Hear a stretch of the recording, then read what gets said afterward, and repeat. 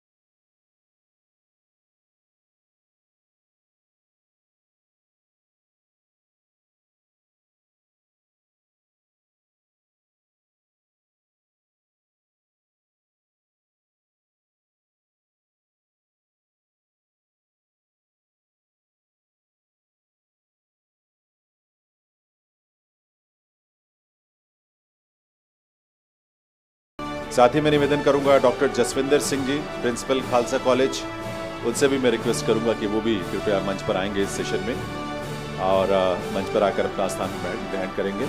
Captain doctor Pushpalata जी, उनसे भी request है कि वो भी मंच पर आएं। मगध महिला कॉलेज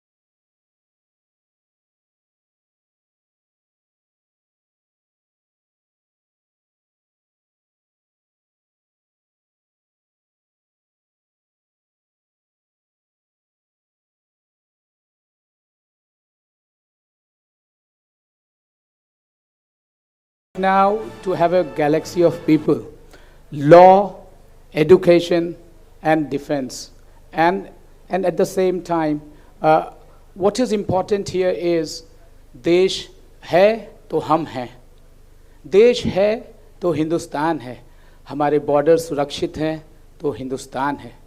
मैं सबसे पहले प्रफुल्ल बख्शी सर को रिक्वेस्ट करूंगा, sir if you can speak वे आत्मनिर्भर भारत की बात हम कर रहे हैं sir, why we need, how we need, what is the short term goal, mid term goal, long term goal that India could become Atmanirbhar in defense. No doubt you sir, you represent Air Force, but you are an expert and a genius in other two aspects, and now we have added space science and cyber warfare. Thoda sa sir, if you can give a initial comment and then we can take on from there, because we have more guests and we will also be taking those aspects. ये mix and match इसलिए important है क्योंकि सिर्फ वो गति शक्ति भारत सरकार कहती है, प्रधानमंत्री कहते हैं गति शक्ति, how multi ministries multi approach is required. क्योंकि हम पहले क्या करते थे, आइसोलेशन में बात करते थे, हम कहते थे आर्मी का ये काम है, डिफेंस एयरफोर्स का ये काम है, और इतनी सारी कहानियां तो हम पत्रकार सुनते आए हैं।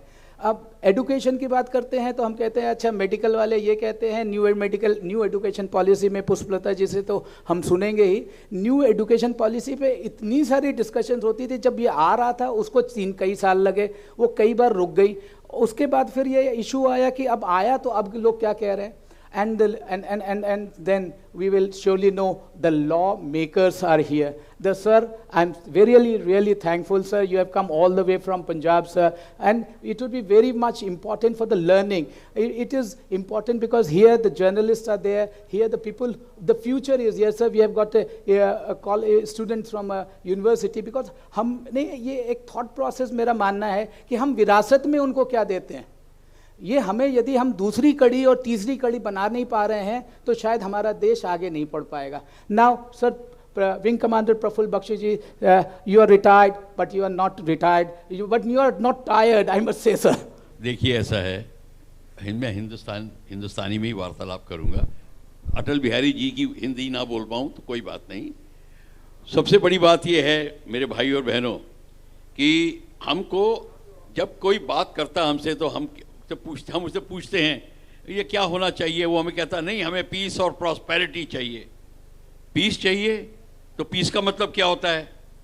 अगर आपको पीस चाहिए तो you have to be ready for war.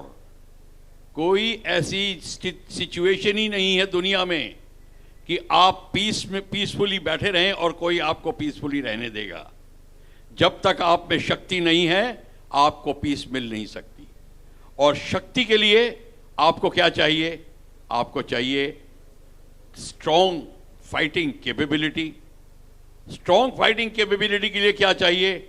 आपको strong economic and industrial capability. Strong industrial and industrial capability के लिए आपको चाहिए क्या? आपको चाहिए strong organisation and a base to develop all this, means a total secure base. ये जो जिस सिक्योरिटी की मैं बात कर रहा हूं वो बात है हमारे को मिस हो गई थी हमारे लोगों में। माफ करना, अगर मैं किसी को क्रिटिसाइज नहीं करूंगा यहां, पर इतना बोलूंगा कि ये मिस हो गई थी।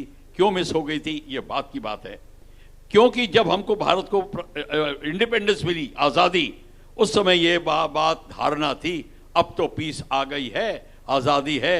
अब तो किसी ने ये भी कहा था, एक बहुत ही बड़े पॉलिटिशियन ने, कि अब तो हमें फौज की जरूरत नहीं है, पुलिस से काम चला लेंगे। और उसका मतलब ये हुआ, आपने जो देख लिया, तो जो आपकी जो मेंटल धारणा थी वो थी अब हमें एक्सपोर्ट नहीं करना, डिफेंस क्यों बनाएं, हम महात्मा गांधी और गौतम बुद्ध के प्रिय देश हैं, हमें तो इन चीज़ों की ज़रूरत नहीं है।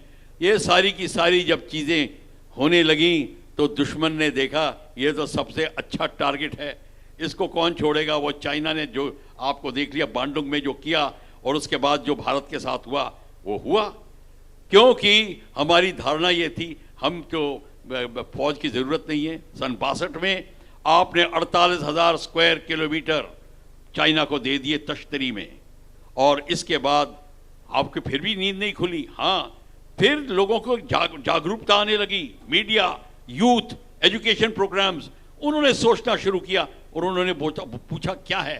तब पता चला मैं एयरफोर्स वाला बैठा हूं, उस समय मैं स्कूल में था 62 में, जब चीनी अंदर घुस रहे थे तो कह रहे थे एयरफोर्स को इस्तेमाल मत करो, नहीं तो आपके बॉम्बे, कैलकाटा, दिल्ली, मद्रास, इलाहाबाद हर जगह चाइना बॉम्ब डाल देगा।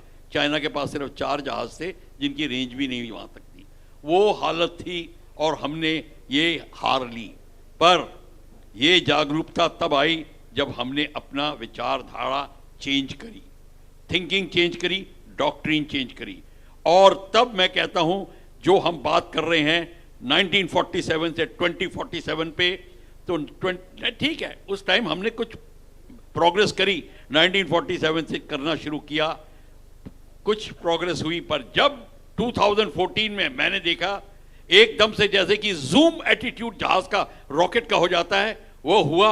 और अब जो हम पहुंचे 2022 में, 2023 में 25 साल जो रह गए हैं, वो है एक्चुअल जो आपको ले जाएगा इस जगह पे। आपकी पूरी थिंकिंग चेंज हो गई है, आपकी डॉक्ट्रिन चेंज हो गई है। और तब को पता चला, कल की खबर मैं बताता हूं, अब हमारे एक्सटर्नल अफेयर्स मिनिस्टर ने ईयू के मिनिस्टर्स को कहा कि देखिए, आप वर्ल्ड पोलराइजेशन की बात करते हैं, polarisation of Asia Pacific countries होनी चाहिए, उसको कहते हैं पोलराइजेशन। आपकी सारी बिजनेस ठप रह जाएगी। ये जो आपने पैसा एकत्रित किया पिछले 300-400 साल में एशिया और पैसिफिक एरिया को एक्सप्लॉइट करके, आपको एशिया पैसिफिक के साथ मिलना पड़ेगा। और यही अब देख रहे हैं आप, एशिया पैसिफिक एरिया बन रहा है, जोन बन रहा है, जॉइंट डेवलपमेंट होगी, को प्रॉस्पेरिटी होगी। आत्मनिर्भर भारत का जो चिन्ह है वो लीडर बन के आएगा, भारत को उसका लीडर बना रहे हैं। और आप देखेंगे industrial development, technology, space, cyber, हर जगह भारत लीड लेगा। और सिक्योरिटी अरेंजमेंट की जो बात कर रहे थे, क्वाड में भारत का अहम रोल होगा। और अब आती है भारत में कि फौज का रोल। अब भारत की फौज का रोल आपने देखा है किस तरीके से चीन किसका सामना अभी किया, किस तरीके से चीन को बता दिया सन 62 का भारत चला गया, हम जो हैं वो आप नहीं सामना कर सकते। और उसके बाद अब हम यहाँ पे बैठे हुए हैं, अगले 25 साल को देख रहे हैं किस तरीके से हमारी इंडस्ट्रियलाइजेशन बढ़ी है। मेरे को कहा गया था इंडस्ट्रियलाइजेशन और आत्मनिर्भरता के लिए करिए फौज को। अब हमने अपने शिप्स बनाने शुरू कर दिए हैं, अपने टैंक्स बनाने शुरू कर दिए हैं। सबसे बड़ा अभाव जो हमारे को है इंजन बनाने का, क्योंकि हमारे पास मेटल नहीं थे, वो मेटल अब बनने शुरू हो गए हैं। राइफल, ऑनेस्ट राइफल नहीं थी हमारे पास, वो अब अमेठी में बननी शुरू हुई है। देर आए दुरुस्त आए। और रफाल, मैं नाम नहीं लूंगा वेपन्स के, सब हैं, रफाल भी है, ये जो मैंने चिन्ह लगाया हुआ है, और सुखोइज, हमारे ब्रह्मोस एक्सपोर्ट कर रहे हैं। अभी हमारे LCA एक्सपोर्ट होने वाला है, हमारे शिप्स एक्सपोर्ट हो रहे हैं, टैंक्स एक्सपोर्ट हो रहे हैं। अब हमको कारगिल का भी याद भूल जानी चाहिए, जब हमको 125 मिलीमीटर के शेल्स की मांग करने के लिए हमको मांगना पड़ रहा था, सोने के भाव खरीद के आ रहे थे, वो सब चला गया। अब भारत आत्मनिर्भर था, भारत का झंडा लेकर जिस तरीके से आगे बढ़ रहा है, इस समय सारी दुनिया देख रही है। इसीलिए EU का मिनिस्टर हमारे EM के पास आया, इसलिए प्रधानमंत्री को सारे मिनिस्टर्स मिलने आते हैं। और मैं आपको बता दूं, अब जो आप देखेंगे, भारत सिक्योर होगा तो उसकी इंडस्ट्री सिक्योर होगी, उसके कल्चर सिक्योर होगा, उसके देश सिक्योर होंगे। और भारत की फौज के पास जब ये सिक्योरिटी आ गई है, आपको पीछे देखने की कोई जरूरत नहीं है। मैं आश्वासन देता हूं कि भारत अब चांद को नहीं देख रहा, चांद के आगे देख रहा है। एयर एंड स्पेस फोर्स आगे जा रही है। इसके साथ मैं और विचार बाद में व्यक्त करूंगा। शुक्रिया, जय हिंद। विंग कमांडर साहब, आपकी आवाज़, आपके विचार हमें प्रेरणा सिर्फ वर्दी पे के लिए नहीं देती, नतमस्तक हम आपके विचारों से भी और आपके जुनून से। मैं जब भी सर को बोला कि सर मैं आपका इंटरव्यू करना चाहता हूँ, he took by fraction of second he said आ जाइए, कहाँ मिलोगे, कहाँ करोगे, IIC में करोगे इंटरव्यू, मेरे घर पे आ जाओ, मैं संडे को हूँ। और कल सर काठमांडू में थे, इन्होंने कहा कि तुम मुझको फ़ोन करके क्यों नहीं आवाज़ दिया, तुमने मैसेज क्यों दिया। तो इन्होंने कहा, मैं सोचा सर भी व्यस्त होंगे शायद कॉल बैक कर लेंगे. He said no, I will definitely come for your programme and this is important. I educate and make the crowd aware about where we are in defence. एक डेडिकेटेड पैनल है हमारा defence का, जो कि 2:30 बजे हम करेंगे माउंट. वो आप लोग बने रहिए क्योंकि वो बहुत बहुत इम्पॉर्टेंट पैनल होने वाला है. Now I would like to thank you, sir. Thank you, Wing Commander, sir, for the time, energy, and space, and the interest that you have shown in Vision Television World, and the respect that the Vision Television always is like to bestow on you, and we are so proud of you at Vision Television World. आजकल मैं क्या कहूँ, आगे बढ़ते हैं. ये important इसलिए भी है क्योंकि कानून के हाथ लंबे होते हैं. कानून के हाथ लंबे होते हैं, लेकिन इम्पॉर्टेंट इस बात का भी है कि कानून को समझना और कानून को जो बनाते हैं. यदि I don't know, most of you people must be aware how laws are being made in India. पहले सरकार एक लॉ कमीशन को एक विचार देती है, लॉ कमीशन उस पर रिसर्च करती है, ब्रेनस्टॉर्मिंग करती है, और लॉ कमीशन उस पर फिर एक इम्प्लीमेंटेशन के लिए एक खाका तैयार करती है. कोई भी कानून हिंदुस्तान में बनता है, और हिंदुस्तान का कानून आप लोग जानते हैं कितना इम्पॉर्टेंट है. UK doesn't have a written constitution, we all know about that.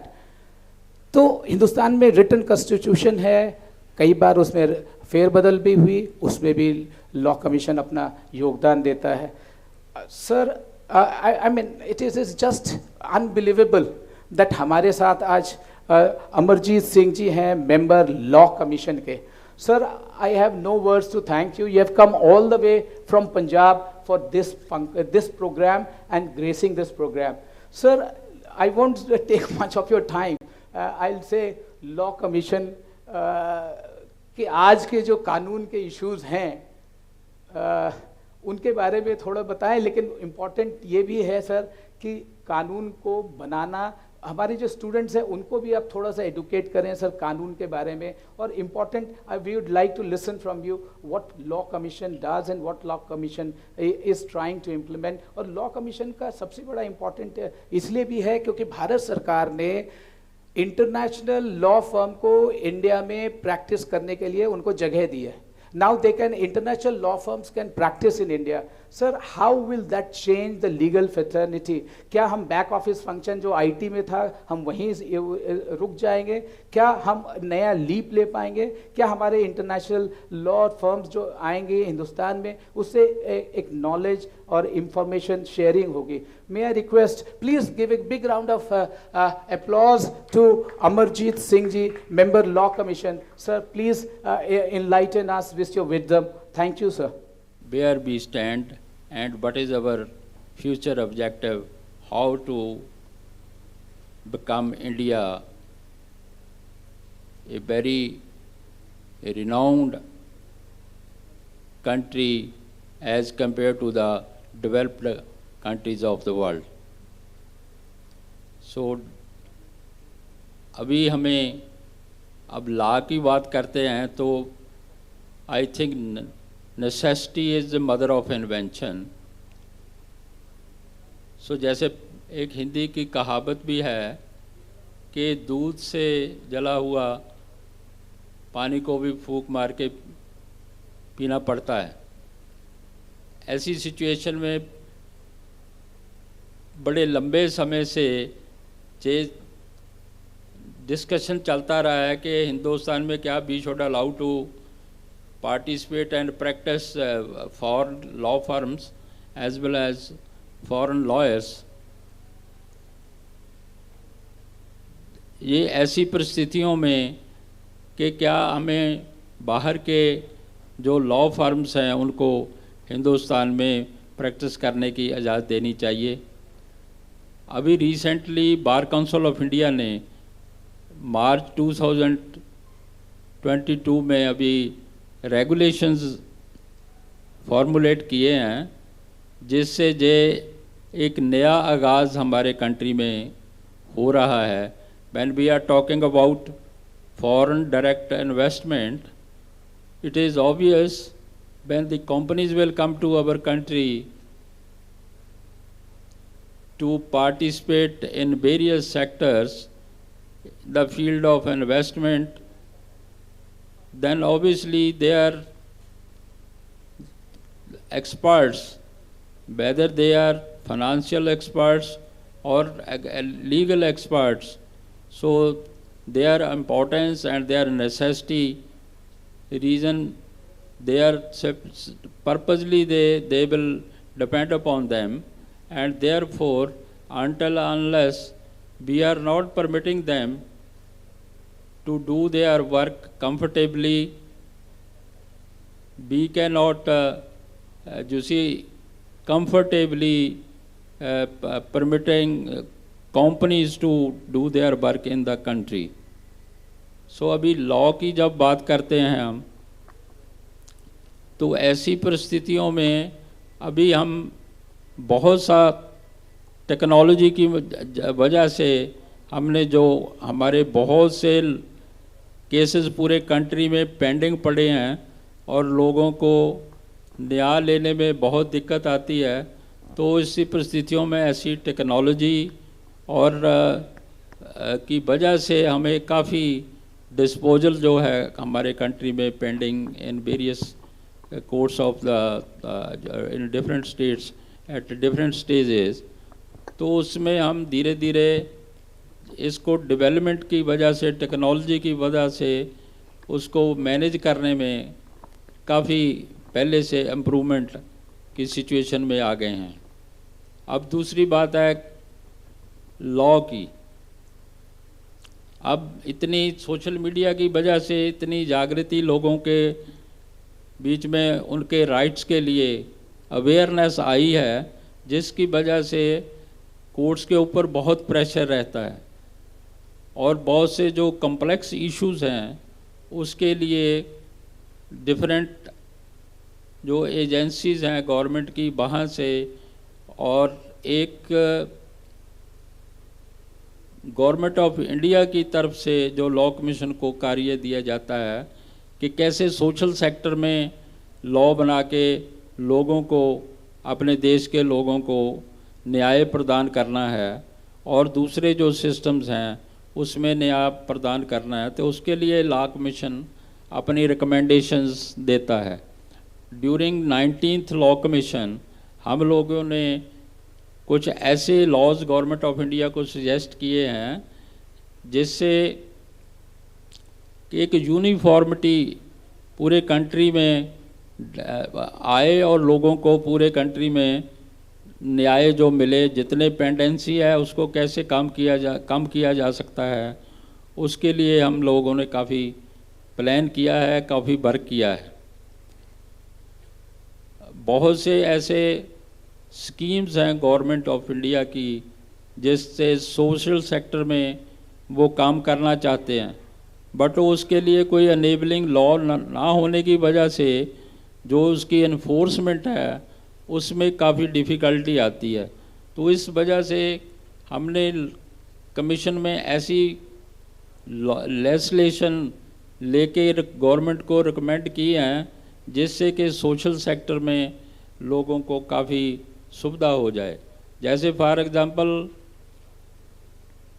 Right to livelihood and shelter and livelihood, हमने एक लेजिस्लेशन जो पूरे कंट्री में जो लोग एक लेवल से नीचे रह रहे हैं उनको कैसे रोज़गार मिले और कैसे उनको अपनी रोटी, कपड़ा और मकान उसकी सुविधा गारंटेड हो और ताकि वो अपने अच्छे ढंग से अपना जीवन व्यतीत कर सकें।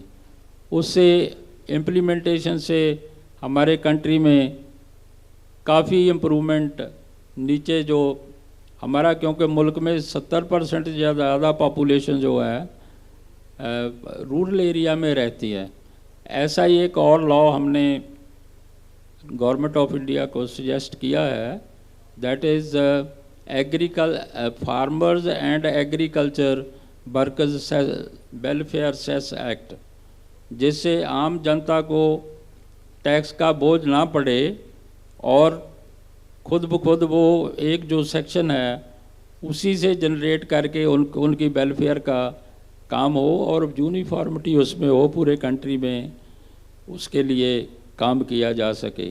सो ऐसे बहुत से और एरियाज़ हैं जिसमें जो इकोनॉमिक रिफॉर्म्स की ज़रूरत है, पॉलिटिकल रिफॉर्म्स की ज़रूरत है, सोशल रिफॉर्म्स की ज़रूरत है, एडमिनिस्ट्रेटिव रिफॉर्म्स की ज़रूरत है, जिससे जो एक विजन जो आने वाले समय में हम अपना देश को उन देशों के बराबर खड़ा कर सकते हैं, तो इन रिफॉर्म्स की वजह से वो और इफ़ेक्टिवली जो हमारे डिफरेंट सेक्शंस ऑफ सोसाइटी हैं उनको रिलीफ मिलेगा और उनको आगे बढ़ने की अपॉर्चुनिटीज़ मिलेंगी।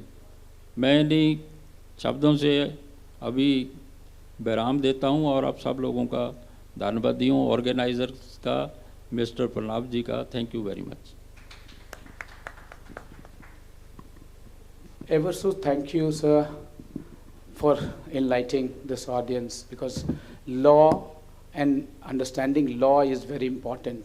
And as when I was growing as a student of political science, I always used to think कि law इतना complicated क्यों है, लेकिन उसमें इतनी बारीकियाँ होती हैं, इतना important चीज़ें छिपी होती है, because law हमेशा के लिए बनती है, अगले 50-100 साल के लिए बनती हैं, तो इसलिए उसमें बहुत पेचीदगियाँ होती हैं, उनको समझना पड़ता है। Thank you, ever so thank you, sir, for taking all your time, coming all the way from Punjab and making us understand in basic, simple words. Let's move forward.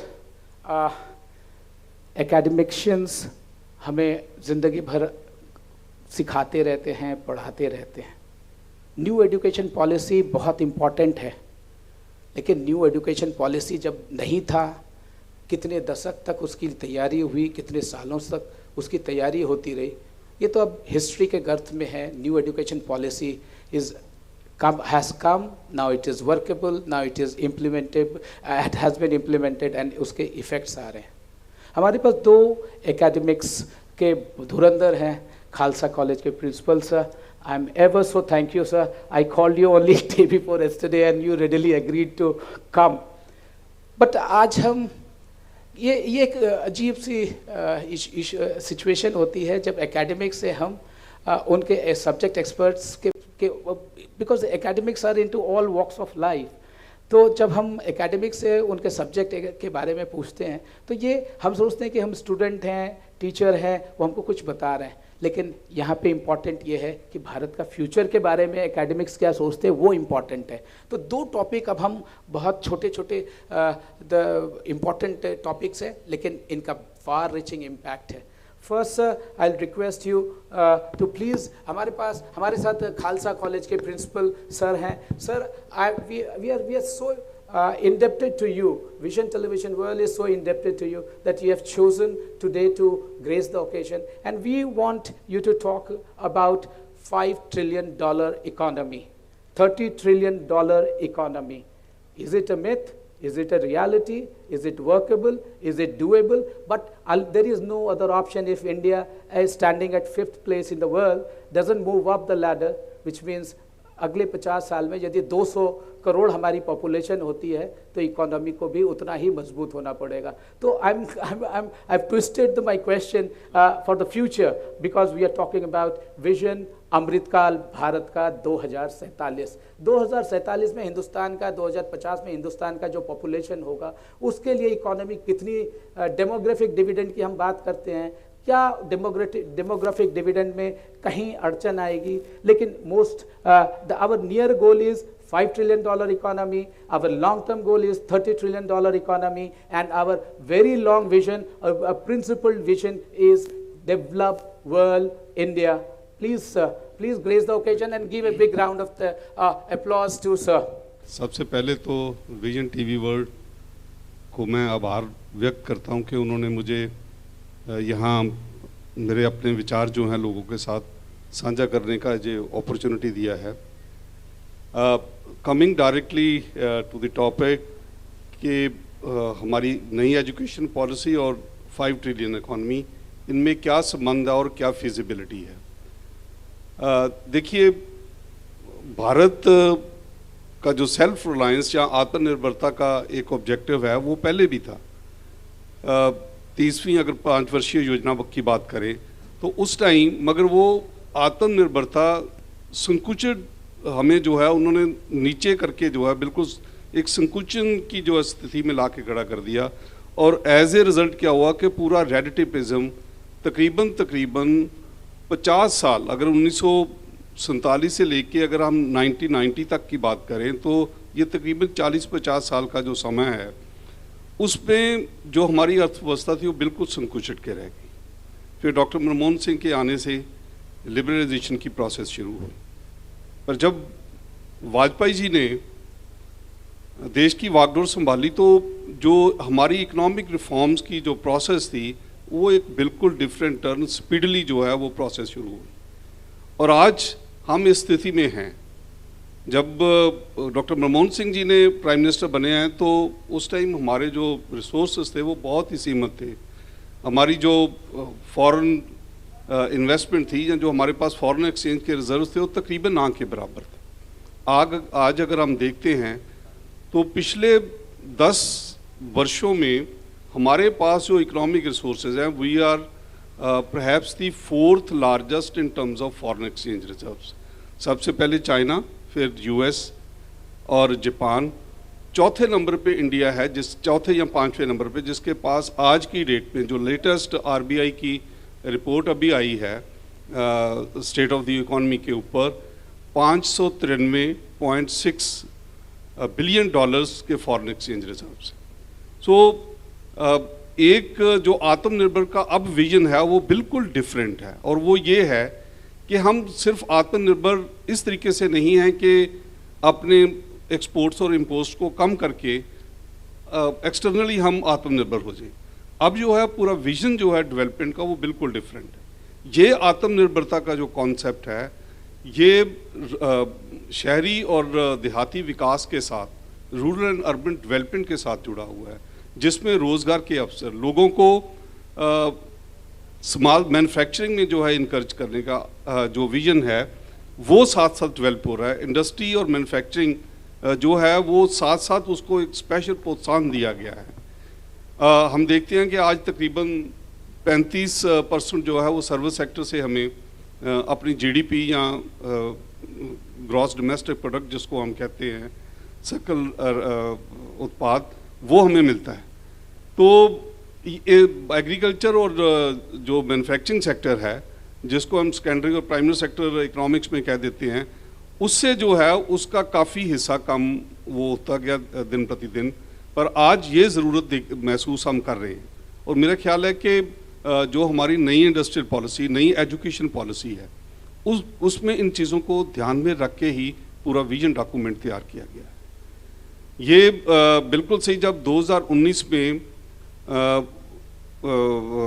Red fort के पटल से प्रधानमंत्री जी ने ये announce किया था कि हम 2024-25 के फाइनेंशियल ईयर में 5 ट्रिलियन इकॉनमी अचीव कर लेंगे, तो वो पूरा एक विजन डॉक्यूमेंट था। उसमें अगर हम अब भी देखें तो हमारे ये जो 2.5 साल का समय था पैंडेमिक का, जिसमें कोविड का समय कहते हैं, इसमें काफ़ी सेटबैक हुए हैं लेबर एम्प्लॉयमेंट के केस में, बाकी चीज़ों के केस में, मगर जो लीस्ट डैमेज्ड इकॉनमी रही है वो इंडिया की रही।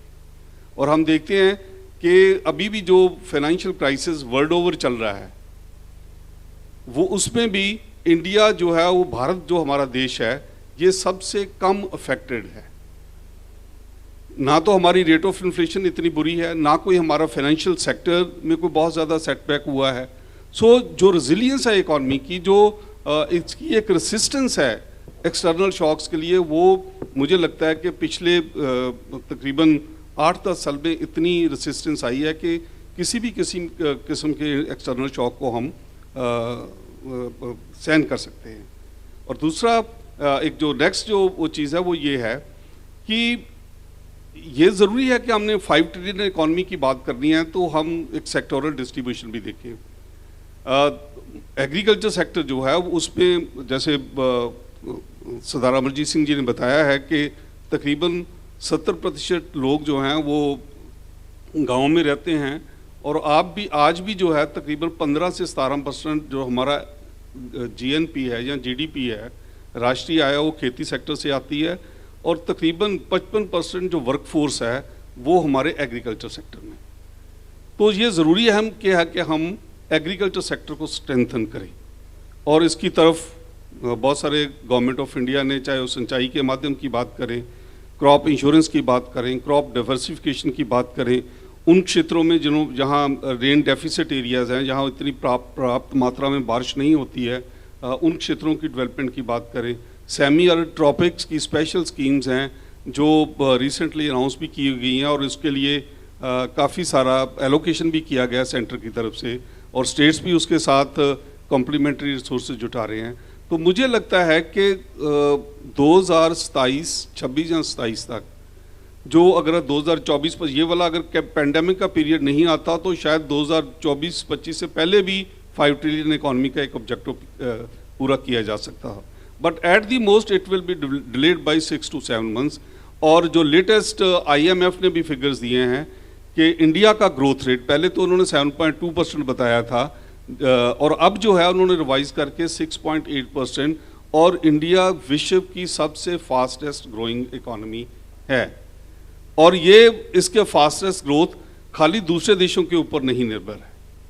हमारी ये ज़रूरी है कि जैसे जैसे हमारा विकास बढ़ता है, हमारे बहुत सारे पेट्रोलियम प्रोडक्ट्स, इन चीज़ों की जो कि हमारे पास पर्याप्त मात्रा में नहीं है, उन चीज़ों की डिमांड बढ़ रही है। पर दूसरी तरफ जो है गवर्नमेंट ऑफ इंडिया और जो स्टेट्स हैं, जो इनका विजन डॉक्यूमेंट है, उस पर पूरी सोलर एनर्जी को टैप करने की बात आई। तो ये आत्मनिर्भरता, जो अल्टरनेटिव सोर्सेज ऑफ एनर्जी हैं, उसकी तरफ पूरा जो है वो ध्यान दिया जा रहा है। तो हो सकता है कि आने वाले 10 वर्ष में किसी गांव को रात को अगर बिजली चाहिए, या हमें पंखे की ज़रूरत है, या इन चीज़ों की ज़रूरत है, इवन जो इलेक्ट्रिक मोटर्स जो हम खेतों में यूज़ करते हैं, इन चीज़ों के लिए हमें शायद हाइड्रो इलेक्ट्रिक पावर की ज़रूरत ना पड़े, सोलर एनर्जी से ही हम काम चला रहे हैं। इतनी टेक्नोलॉजी हमारे पास विकसित होती जा रही है। साथ साथ जो है हम जो है एजुकेशन में विश्व गुरु बनना चाह रहे हैं, और नेशनल एजुकेशन पॉलिसी एक पूरी कंप्लीट ट्रांसफॉर्मेशन डॉक्यूमेंट है। ये नहीं कि पहले हमारे पास एजुकेशन पॉलिसीज नहीं थी, 1968 में, 68 में भी पॉलिसी आई, 86 में भी पॉलिसी आई। ये तकरीबन काफ़ी सालों के बाद, 30 साल से भी ज़्यादा समय के बाद हमारे पास 2020 वाली जो पॉलिसी आई है, इसको बहुत डिस्कस करने के बाद जितने स्टेक होल्डर्स हैं उनके सजेशंस लेने के बाद ये विजन डॉक्यूमेंट आया है। और अब जैसे अभी अनाउंस किया जा रहा था पेडस्टल से कि जो डिसिप्लिन्स हैं उनमें जो पहले बाउंड्रीज थी उसको ख़त्म कर दिया गया है, और नई एजुकेशन पॉलिसी में स्कूल लेवल से लेके यूनिवर्सिटीज़ और कॉलेजेस में जैसे जैसे हम एक लेवल से आगे दूसरे लेवल में प्रोग्रेस करते हैं, तो स्किल और वैल्यू एजुकेशन दोनों का जो है एक पर्याप्त मिक्स हमारे कोर्सेज में दिया जा रहा है। और इसके साथ साथ बच्चे अगर मेजर माइनर कोर्सेज उन विषयों में करना चाहें जिन विषयों में उनको लगता है कि उनकी स्किल की ज़रूरत है, तो वो साथ साथ स्किल के साथ जुड़े रहेंगे। और कॉरपोरेट सेक्टर जो है ख़ास करके उनकी एक जिम्मेदारी बनती है कि वो जितने एजुकेशनल इंस्टीट्यूशंस हैं उनके साथ वो टाई अप करें। और ये पहले वाली बात है, कॉरपोरेट सेक्टर को बहुत सारी ट्रेनिंग करवानी पड़ती है। वो ही अगर अपनी रिक्वायरमेंट एजुकेशनल इंस्टीट्यूशंस को देते हैं, तो हमारी जो एजुकेशन पॉलिसीज जैसे दिल्ली विश्वविद्यालय में, I think we are the first to adopt it. Central universities में भी दिल्ली विश्वविद्यालय ने सबसे पहले जो है नेशनल एजुकेशन पॉलिसी के डॉक्यूमेंट को तैयार किया। और UGCF, जिसको हम अंडर ग्रेजुएट कुरिकुलम फ्रेमवर्क करते हैं, जिसमें skill courses, ability enhancement courses हर कोर्स में इनकॉर्पोरेट किए गए हैं। और इसके साथ साथ देश के प्रति, अपने राष्ट्र के प्रति पूरी कमिटमेंट के साथ जो है वो वैल्यू एडिशन कोर्सेज भी दिए गए हैं। जैसे योगा की विद्या है, हमारे एज राष्ट्र हमारे क्या ऑब्जेक्टिव है, हमारा कॉन्स्टिट्यूशन क्या कहता है, हमारे कॉन्स्टिट्यूशन को सभी को जानना क्यों ज़रूरी है, और जो बेसिक ह्यूमन राइट्स हैं उसके बारे में बात की जाती है। तो ये एक पूरा जो कंप्लीट प्रोसेस है, मुझे लगता है कि there is no point of return now. तो ये जो इकॉनमी जिस तरीके से ग्रो कर रही है आने वाले वर्षों में, ना सिर्फ जो किसी ये नहीं है कि गरीबी बिल्कुल ख़त्म हो चुकी है, कुछ एक हिस्सों में हमारी स्टेट्स में जहाँ भी कहीं थोड़ी बहुत ये प्रॉब्लम है, वो एग्रीकल्चर और स्मॉल स्केल इंडस्ट्री को लेके उनको एक प्रॉपर तरीके से जो है डेवलप करने की बात हुई है। अमृतकाल का जो विजन है, इसको हम 2047 तक किस तरीके से एक कंप्लीट ट्रांसफॉर्मेशन अपने राष्ट्र के प्रति पूरी कमिटमेंट के साथ पूरे राष्ट्र को तैयार करना, पूरे देश को तैयार करना, मुझे लगता है कि काफ़ी फिजिबल है और मोदी जी के नेतृत्व में ये चीज़ें पॉसिबल हैं, क्योंकि कोऑर्डिनेशन जिस तरीके से मिनिस्ट्रीज़ में, डिपार्टमेंट्स में, ख़ास करके एजुकेशन सेक्टर में जो एक नई अवेयरनेस आ रही है, वो काफ़ी स्पीडली हो रही है, ट्रांसफॉर्मेशन भी हो रही है।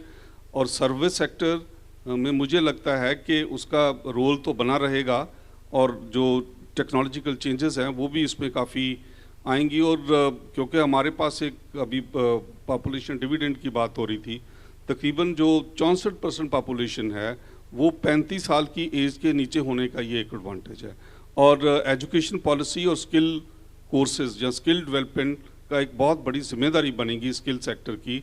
जो हमारी स्किल मिनिस्ट्री है, मिनिस्ट्री ऑफ एजुकेशन है, इनके बीच में एक प्रॉपर कोऑर्डिनेशन रहेगा, तो ये यंग पॉपुलेशन को हम तैयार करेंगे। और ये ही नहीं बल्कि आप देखोगे कि अगले 20 साल में भी, अभी भी अगर हम यूएन में देखते हैं तो मेजॉरिटी जो वहाँ उनके एम्प्लॉइज़ की है, चाहे हम यूनाइटेड नेशंस के डिफरेंट ऑर्गन्स की बात करें, तो वहाँ बहुत सारे इंडियंस भारतीय काम करते हैं। और आने वाले वर्षों में जैसे जैसे हमारी पॉपुलेशन बढ़ेगी, हमारी पार्टिसिपेशन ना कि खाली इंडिया में, बाकी दूसरे देशों में भी काफ़ी, उनकी इकोनॉमीज में भी इंडिया बहुत इफेक्टिवली कंट्रीब्यूट करने वाला है। जयशंकर जी ने बहुत सही, कल जो आज प्रेस में रिपोर्टिंग हुई है कि इस मल्टीपोलर वर्ल्ड में जिसकी यूरोपियन यूनियन बात कर रही है, उसमें इंडिया का एक अपना रोल है। वो चाहे हम इंडियन ओशन की बात करें या जो है पूरे विश्व को लोग के विकास की बात करें, nobody can ignore us. We are the youngest nation and we will exploit this potential. Thank you very much. Professor Jaswinder Singh, Principal Khalsa College. Thank you, sir. Thank you very, very much for the insightful double input on. I was looking for single input, but you gave a double dollop of double input, which is not only new education policy but also $5 trillion economy. जैसा एक आजकल वो चलता है, क्योंकि I always feel पकौड़े तलेंगे, McDonald वहीं से आया था, पकौड़े तलेंगे और सारी जितनी कंपनियां FMCG वहीं से आई थी। और FMCG, sir, you'll vouch for that FMCG companies are the one which are generating maximum employment and at the same time revenue. Western world को ले ले, पूरी दुनिया को ले ले और हिंदुस्तान को ले ले। ये छोटी पकौड़े तलना, ये हम एक लहजा यूज़ कर रहे हैं कुछ सालों से। शायद I think you want to comment on that, because पकौड़े तलना बड़ी बड़ी कंपनियां कर रही हैं और उसमें सैकड़ों, हज़ारों, लाखों लोग काम कर रहे हैं। लॉजिस्टिक मैनेजमेंट की जो बात है और वो शायद बहुत इम्पॉर्टेंट है, and that is what the learnings are all about, isn't it sir? बिल्कुल आपने सही कहा है कि ये जो फास्ट मूविंग कंज्यूमर गुड्स हैं, इनकी अपनी एक भूमिका है, इनकी अपनी एक रोल है किसी भी इकोनॉमिक सिस्टम में। ये दोनों चीज़ों में आ जाती है, ये सर्विस और एक आप देख सकते हो कि सर्विस और मैन्युफैक्चरिंग दोनों का एक बहुत अच्छा सुमेल है। और आज कोई भी इंडस्ट्री जो है वो सर्विस सेक्टर में के साथ अगर इंटीग्रेट नहीं होती, क्योंकि ये इंफॉर्मेशन रेवोल्यूशन है, इंफॉर्मेशन एक्सपोजन है और कंज्यूमर की अवेयरनेस भी है। और बिल्कुल आपने सही कहा है कि ये बात पकौड़े तलने की तो है ही है, मगर इससे कहीं लार्जर विजन जो है उसके ऊपर इंडिया का जो सॉफ्टवेयर सेक्टर है वो काम भी कर रहा है और बहुत सारा जो है हमें रेवेन्यू भी इस एरिया से मिल भी रहा है। तो मुझे लगता है कि अगर हम देखें सर्विस सेक्टर को तो इमीडिएटली तकरीबन 3 ट्रिलियन सेफली हम बेट कर सकते हैं कि in the next 1 or 2 years we will be earning from this sector. Thank you sir. Sir आपने एक और बहुत इम्पॉर्टेंट बात बताई कि corporate sector has a vision और एकेडमिक्स उससे जुड़ जाए और या कॉरपोरेट सेक्टर एकेडमिक्स के साथ काम करे। It is two sides of the same coin. It will be very important for the growth of India, for the success of India. हमारे साथ विनीत नाहता जी हैं, हम उनके भी सुनेंगे, but I would like to listen from captain doctor Pushpalata ji. आप political science के associate professor हैं मगध महिला कॉलेज में।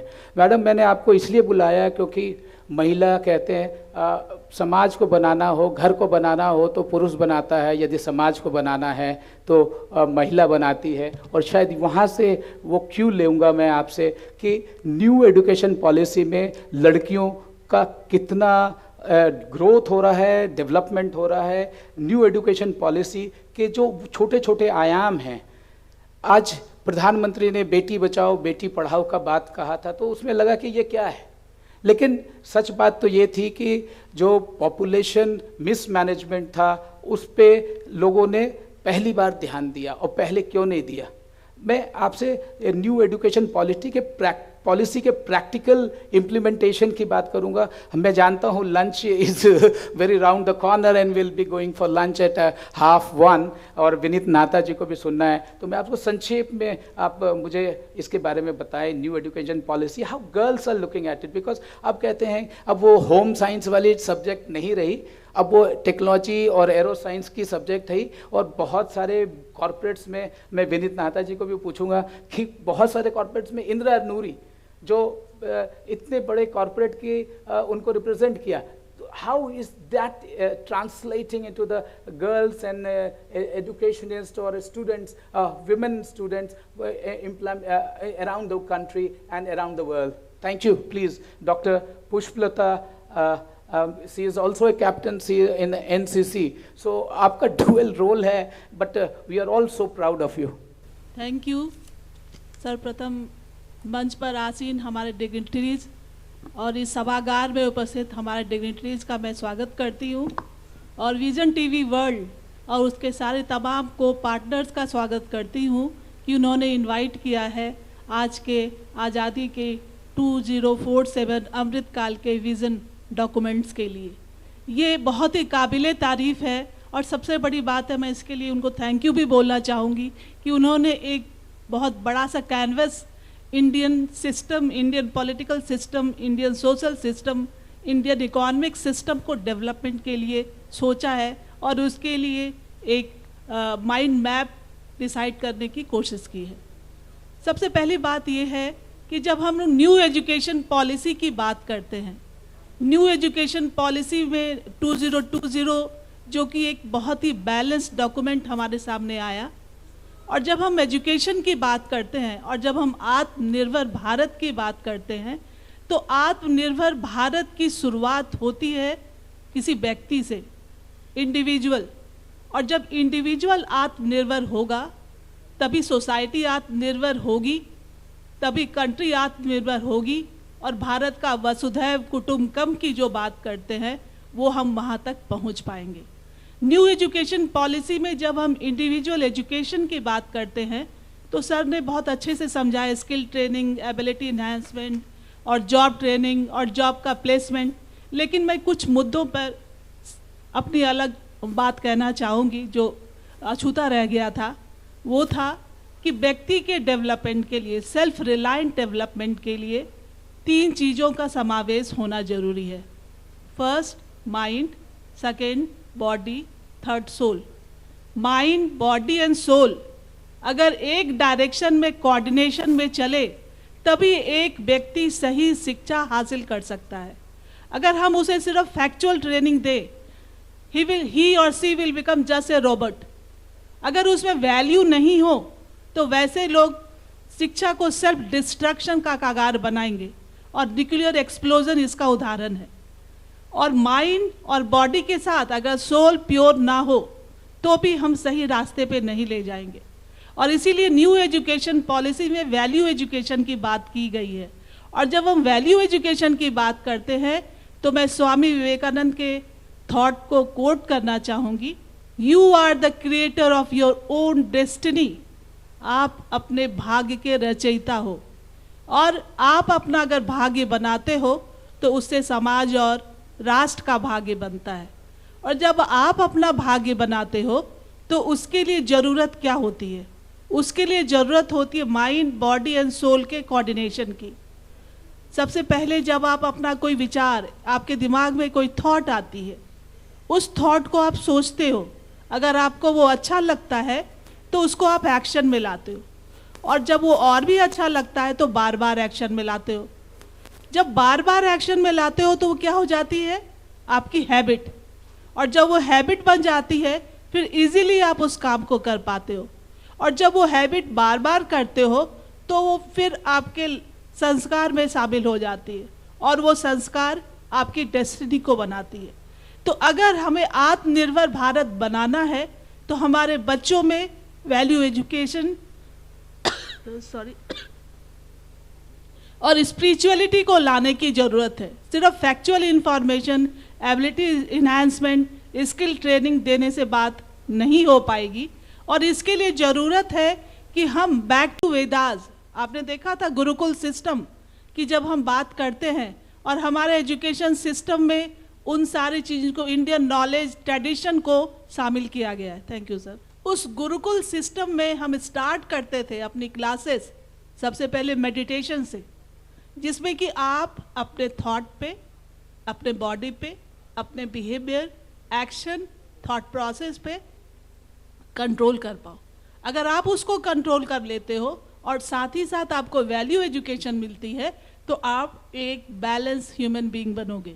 और जब वो वैल्यू एजुकेशन के तहत आपको शिक्षा दी जाती है तो आप एक बैलेंस इंसान बनोगे। क्योंकि मैं 20 साल से एजुकेशन में हूँ और मैंने देखा है कि बच्चों में अगर आप सही ढंग से वैल्यू एजुकेशन ना दो तो वो सेल्फ डिस्ट्रक्शन का कगार बन जाता है। Frustration, depression, anxiety, tension, suicide. और अगर इन सारे चीज़ों को रोकना है तो हमें सहारा लेना होगा अपने बैक टू वेदास के वैल्यू एजुकेशन और स्पिरिचुअलिटी से।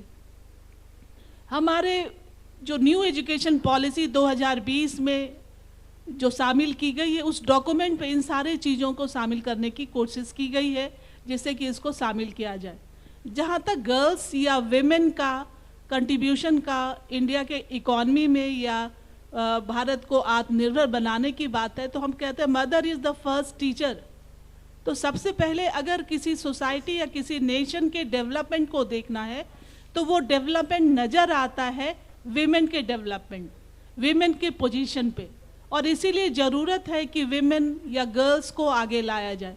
और इसीलिए प्रधानमंत्री के नेतृत्व में बेटी बचाओ बेटी पढ़ाओ या इस तरह के जो भी पॉलिसी डॉक्यूमेंट्स लाए गए उसका असर हुआ है। प्रधानमंत्री के नेतृत्व में जो बेटी बचाओ बेटी पढ़ाओ या आज आप देख रहे हैं डिफेंस फोर्सेस में भी लड़कियों को जो शॉर्ट टर्म कमीशन था उसे हटा दिया गया, परमानेंट कमीशन किया गया है। मैं एक एनसीसी ऑफिसर हूँ और मैंने देखा है कि जैसे ही बच्चों को सिर्फ पढ़ाई नहीं बल्कि एक्स्ट्रा करिकुलर एक्टिविटीज़ में शामिल किया जाता है, एडवेंचरस एक्टिविटीज़ में शामिल किया जाता है, उनकी कैपेबिलिटी, उनकी कॉन्फिडेंस लेवल बढ़ती है। और जब वो एक कॉन्फिडेंट इंसान होगी, एक कॉन्फिडेंट मदर होगी तो वो अपने बच्चे को कॉन्फिडेंट बनाएगी और वो कल को एक कॉन्फिडेंट सिटीजन बनेंगे। और ये अगर आप हम बैक टू वेदास या बैक टू हिस्ट्री देखें तो आप पाएंगे इस तरह की ग्रेट विमेन हमारे देश में रही हैं। और शुरुआत आज ज़रूरत इस बात की है कि हम अपनी 50% आबादी को एजुकेशन सिस्टम के साथ जोड़ें और उसको एक कॉन्फिडेंट इंसान बनाएं, जिससे कि जब भारत आत्मनिर्भर हो, भारत जब विश्व गुरु बने तो उसमें लड़कियों औरतों के साथ विमेन और मेन दोनों का एक कोऑर्डिनेशन हो। और वही कोऑर्डिनेशन हमें आगे ले जाएगी। जब हम अपने डेवलप कंट्री की बात करते हैं तो 50% आबादी में अगर आप उसकी परसेंटेज रेट देखिए तो आप गवर्नमेंट जॉब में 5 to 10% विमेन है, पॉलिटिकल रिप्रेजेंटेशन 7 to 8% है। तो अगर उसको हम 30%, 40% या 50% कर दें तो ऑब्वियसली इंडिया एक डेवलप कंट्री बन सकता है। मैं समाज के तमाम स्टेक होल्डर का आह्वान करना चाहती हूँ कि वो अपने अपने स्तर पर विमेन और गर्ल्स के एजुकेशन, उसके डेवलपमेंट, उसकी confidence building, self reliant level पे उनकी मदद करें, फिजिकली, मेंटली, साइकोलॉजिकली, जिससे कि हम एक विकसित राष्ट्र बना सकें। वुमेन एंड गर्ल स्टूडेंट की एजुकेशन के बारे में जो आप काम कर रही हैं वो वाकई सराहनीय है। अब मैं एक बहुत इम्पॉर्टेंट शख्सियत को आज मैं अगले डिस्कशन और अगले स्पीच के लिए या उनके ऑब्जर्वेशन के लिए इनवाइट करूंगा। साइलेंटली अपना काम करते हैं, वो एंटरप्रेन्योर हैं, अपने आप में अपनी एफर्ट लगा के और अपनी एजुकेशन को एक ज़रिया बना के लोगों को नौकरी भी देते हैं। ये इम्पॉर्टेंट इसलिए मैं कहना चाह रहा हूँ। Think about a person who is member chartered institute of management accountant UK. He is MBA from Manchester University.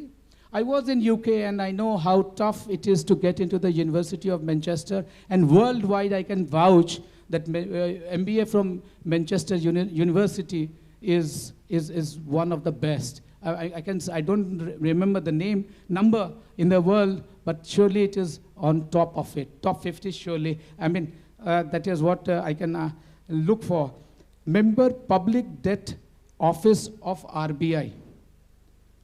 Actuarial science के एक कोर्स है, forte is treasury management, forte in treasury management, and he is my friend, my source of inspiration and income.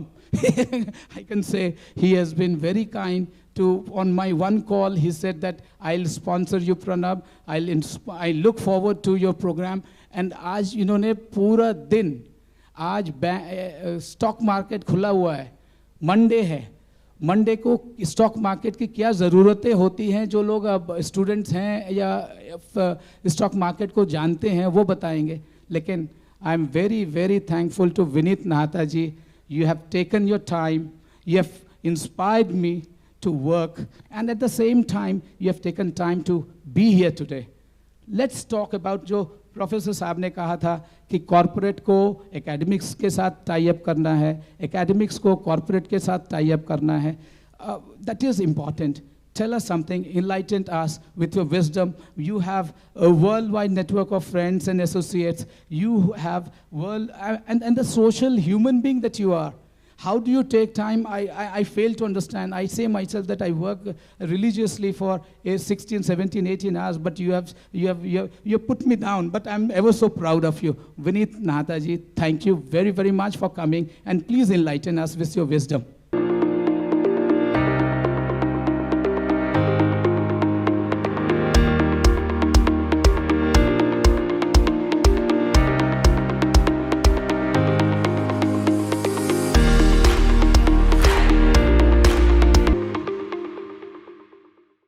I shall continue with what Sir said about the state of affairs of the Indian economy. Most of the salient features he has already covered. A few new observations, I'll just highlight them. Our country happens to be this year chairing the presidency of G20. Indian sovereign debt market happens to be at the cusp of a new turnaround. We are supposed to be included in the national bond index, in the sovereign bond index of MSCI. So this is going to be a game changer as far as the fund inflow of overseas in Indian sovereign debt is going to be in times to come.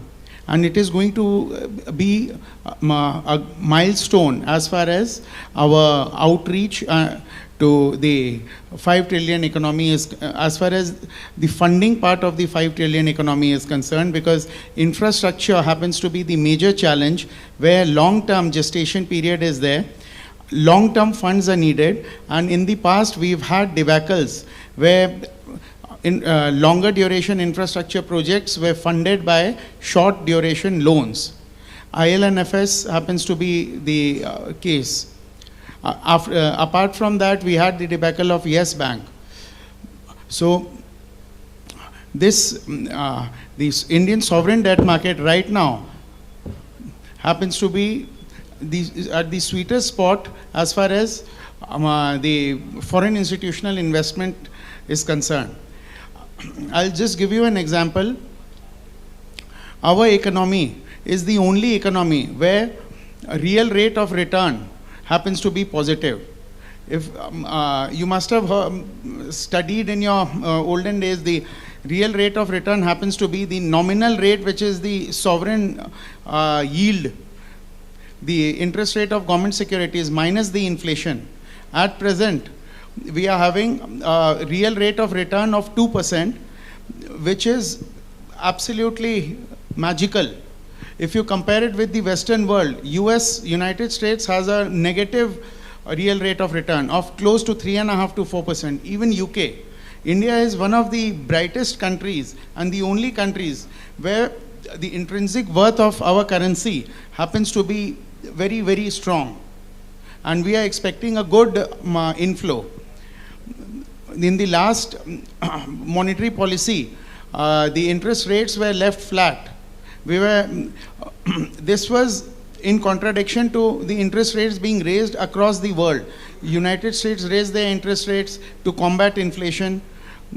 UK raised, even European Commercial Bank, they had raised. We have gone in for a pause with a view on the declining inflation, and now yesterday and day before, the inflation figures, CPI and WPI, which came in, were very, very favorable.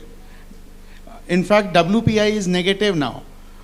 So what I wanted to say is that our economy happens to be one of the fastest growing and strongest in the terms of our the pillars on which our economy is standing. The demographic dividend, as Sir mentioned, happens to be icing in the cake, and the savings nature of the Indian population, that happens to be the backbone of the strength of the economy. This is what I wanted to say, and wish you all the best. Vineet ji, एक सवाल मैं आपसे पूछना चाहूँगा. I know we are running short of time, but एक छोटा सा सवाल मैं पूछूंगा. आप रियल असेसमेंट आप दुनिया के लोगों के साथ आप डील करते हैं. You understand what is NYSE, you understand what is London stock market, you understand what is happening in Singapore, you understand what is happening in Japan. दो बातें actually. Where is India standing, and how do you do your 24-hour cycle of understanding the whole, keeping yourself abreast as a human being, as an individual? One is understanding the market and where is BSE going. हमने 10 साल पहले कभी नहीं सोचा था कि BSE का number यहाँ जहाँ आज है वहाँ तक कभी हो भी पाएगा. 20 साल पहले हमें मालूम भी नहीं था कि BSE का नंबर क्या है. थोड़ा सा एक if you can tell in 1 minute or 2 minutes, that would be great, sir. Because ये जानना ज़रूरी है कि आपका देश कहाँ है. ये जानना ज़रूरी है कि आपका देश क्यों प्रोग्रेस कर रहा है. ये जानना ज़रूरी है कि BSE और NSE की क्या स्ट्रेंथ है. Please sir. As I said, our economy is poised for a big takeoff. The young population, which happens to be productive, this is one of the mainstays. Agriculture, as Sir said, happens to be the major contributor of our economy. The agricultural sector happens to be providing a great fillip. The best practice management in agriculture. Now you must be knowing drones are being used in seeding, spraying, irrigation. So the new practices, we have been able to adapt the artificial intelligence and the new age technology in various agricultural practices, in manufacturing. This is aiding in a big way. I would like to mention here the defense. Earlier we used to import the most sophisticated weapons. Now we happen to be exporting. Pranav ji mentioned that the success stories and the Sensex. If you just compare the share prices of our defense companies, our homegrown defense companies, like Hindustan Aeronautics Limited, Mazgaon Dock, Bharat Electronics, Bharat Dynamics, Midhani, Garden Reach Shipbuilders. These stocks have more than doubled or tripled within a very short span of time. India is exporting in a big way to third world countries and even advanced countries. It has various patents in defense. Coming to the other sector of, say, specialty chemicals and chemical fertilizers. After the COVID pandemic, many of the European and American buyers, especially USA and UK, they have stopped importing chemicals and other allied manufactured items from China. India and Vietnam, these are the two countries which happen to be the major beneficiaries of the vacuum which has been created. India has taken a leap, although Vietnam is leading in this, but India also doesn't lag behind. So there, because of China moving out, a good space is created for Indian manufacturing industry. Plus the Make in India initiative of the government has gone in a big way to change it. The productivity linked incentive scheme, which has been introduced by the Ministry of Commerce, this is aiding in a big way in giving boost to the Indian manufacturing sector. So going forward, as I said, as far as the cost efficiency is concerned, inflation in India is pretty low. So this is going to give us a very big advantage as far as our exports need to be competitive in the external world. I hope I have covered most of the points, and I hope we rise and progress fast. The $5 trillion dream of India, I expect that it is going to be achieved much sooner if the GDP growth rate happens to be at a rate of 9.5% to 10%. Thank you. Thank you so much, Vineet. And please put your hands together to express our gratitude to all the panelists present on the stage.